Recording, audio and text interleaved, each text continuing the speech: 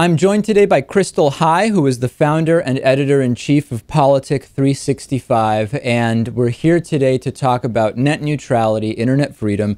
Kristal, I have to admit, I'm not particularly optimistic right now about the future of internet freedom, and when I step back, I see that we have a former cable executive, Tom Wheeler, working within the FCC. I see that we have astroturf groups being funded by the cable lobbies, posing as citizens groups meant to sway public opinion on the matter. And when I step back and think about 5 years down the line, I can't say I'm particularly optimistic about having a true, free, and open internet. Do you agree with me on that, or do you disagree?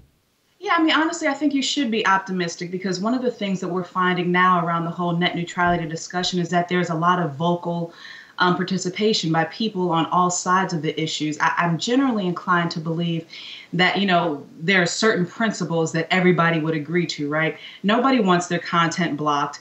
Nobody wants to see their content degraded or slowed down. This whole notion of, fast lanes, slow lanes, I think that by and large, people are saying, no, that's not anything we're looking for, unless there are those cases where, say, you have a telemedicine app, or you're talking about public safety applications or things that enhance education. So I think there's broad consensus truly around the goals that we're trying to protect in terms of preserving an open internet. I think where we're finding some disagreement and some frustration now is really around how do we get there, for one. But then, the argument has also kind of devolved, in my opinion, to this nitpicky sort of, so who's in your pocket? How are you making money? And I think that misses the point of the actual issue here. So, I mean, I'm generally optimistic that we will arrive at a solution that is beneficial to keeping the internet as we like it, to keep it as an engine of open expression and a place for commerce and entrepreneurship and ideas and innovation. But I think it's going to take some stepping back a little bit from the table and kind of throwing some rhetoric to the side and saying, hey, what is it that we're really trying to achieve here, and how do we best get that done? Well, let's take it a piece at a time. I mean, I completely agree with you that there definitely are certain basics that the general consensus seems to be kind of on board with, and you're absolutely right about that. But let me push back a little bit about the who's in your pocket thing kind of being a distraction. And I'll tell you an interesting story. You may find the story interesting. A few months ago, I was approached and I was pitched a guest. His name is Everett Ehrlich. He was the former, I believe it was Undersecretary of Commerce for Bill Clinton. And he was pitched to me by the DCI group. And I said, this sounds like a really great guest. He was pitched as like a progressive guy for internet freedom, so on and so forth. And I interviewed him. And during the interview, he said some things that started striking me kind of like the corporate talking points that I had been seeing on right-wing websites. And I said, that's interesting. Let me take a step back for a second. And I looked into the DCI group, and as it turns out, the DCI group has indeed been retained by Broadband of America. They've been creating these fake citizens groups. They are a top Republican lobbyist. They have Verizon as one of their biggest clients. And I got duped, right? I booked someone without looking into who was booking them for me. And as it turns out, you were booked through the exact same organization, the DCI group. So what is your relationship to that organization? How does this all work?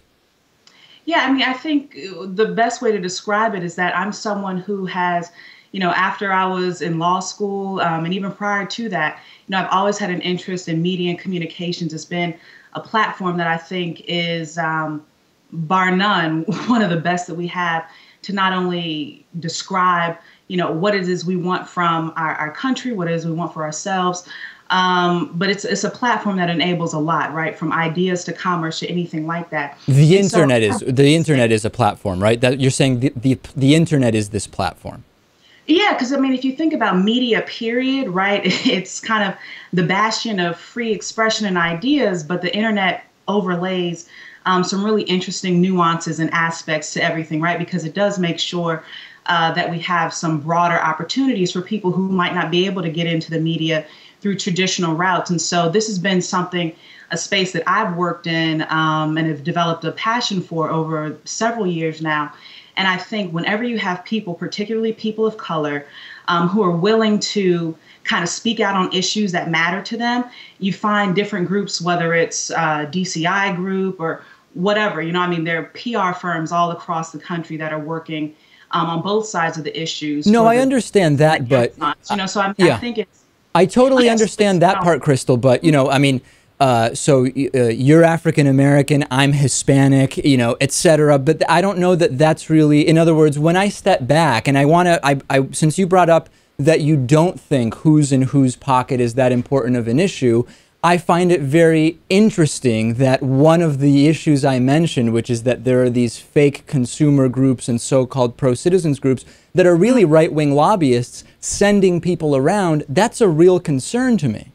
Well, I mean, I think that should be a concern, but you also have to be careful to distinguish what is this so-called fake group and what are legitimate organizations that have had a long history of working towards issues of not only internet equality, but, you know, media justice generally. And so I think that, you know, some of the criticism we've seen lately has been a bit worrisome to me because it pits people who have, even before these consultant firms or astroturf groups have even come into existence, you have organizations that for decades, for centuries, have been working for, you know, in some instances, a straight media justice, in other instances, it's a broader civil rights agenda, a broader consumer agenda, that when they happen to speak out on issues of importance to their constituencies, that there's somehow, you know, a problem, or like, oh, well, why are these groups talking out on these issues? I mean, I think that's the part that's troubling to me. It's assuming that an organization is an astroturf group or that an organization doesn't have a legitimate interest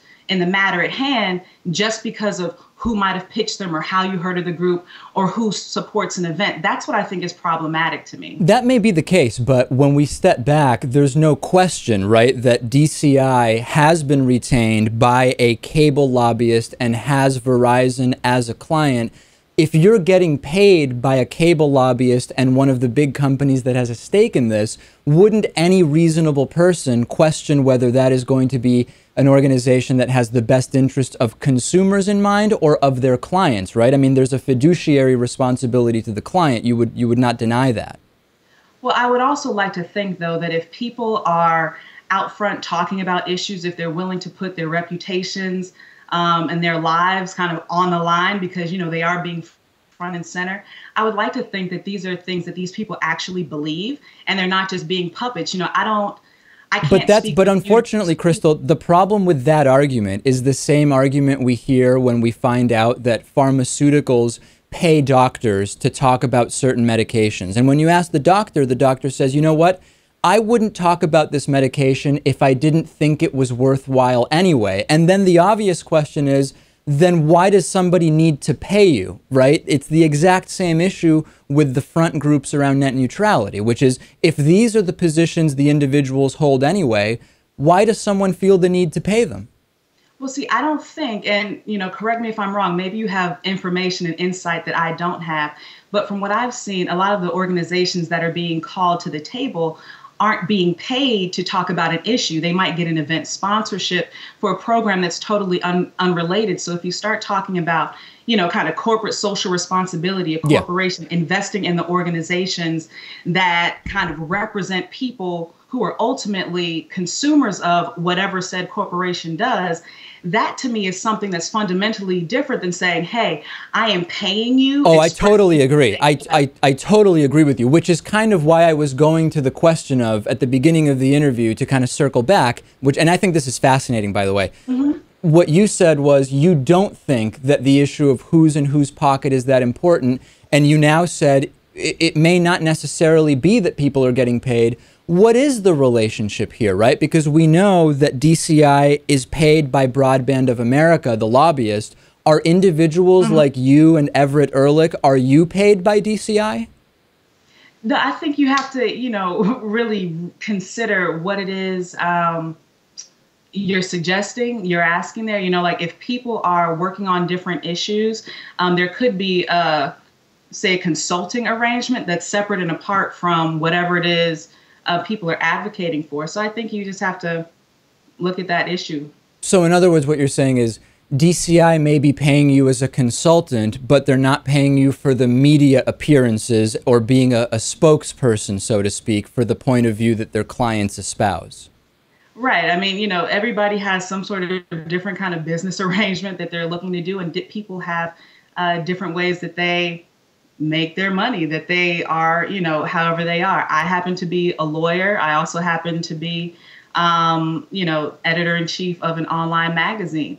I'm not exactly sure what all Ev does. I think he's a researcher or something, right. But, everybody has a different relationship. So I think you'd have to go through line by line and figure out, okay, so what are you doing? What are you doing? But if the fact of the matter remains that people are saying things that they legitimately believe, their views that they hold and have held even prior to or before any sort of relationship with whatever consulting firm, whatever group it is you're trying to call to task, I think that that person's individual views, that's what should be considered as kind of front and foremost the most important issue. I don't disagree with you, but I do go back to this question of, if that were the case, then why are people getting paid at all, right? And the doctor medication example, I think, is the one that stands. In any case, we've been speaking with Kristal High, founder and editor-in-chief of Politic 365, really helping us to shed some light on what is and is not, as she indicated, going on